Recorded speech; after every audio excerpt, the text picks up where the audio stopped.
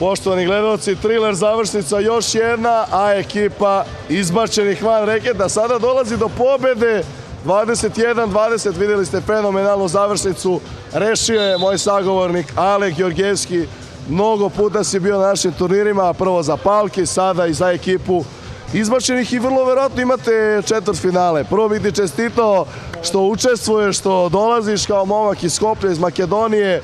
Reci mi ukratko, evo za ovih par turnira, koliko si igrao, utisci o turniru i o meču i šta god po želji. Ovako, mi smo ovaj turnir krenuli sa Solutionom X3. Došli smo i stigli smo do četvrtfinale. Zasviđao mi se turnir, našao sam par srpskih ekipa.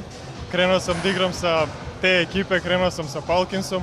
Igrali smo sa Palkinsom, mislim da smo i sa Palkinsom prošli grupe. Jeste jednom četvrtfinale? Četvrtfinale, onda sam sad sa Izvan Reketom iz kvalifikacije stigli do grupe i pobjedili u grupi jednu pobedu i otišli u četvrtfinale. Koje su očekivanja ako prođete u četvrtfinale? Ako prođemo u četvrtfinale, nadam se da možda imamo šanse, pošto je ipak jaka ekipa dalje sa nama u četvrtfinalu. Ko što znam, ko što sam vidio. Aleče, hvala ti još jednom, čestitke na rešavanju meča. Nas, poštovani gledalci, iščekuje rasplet nove grupe.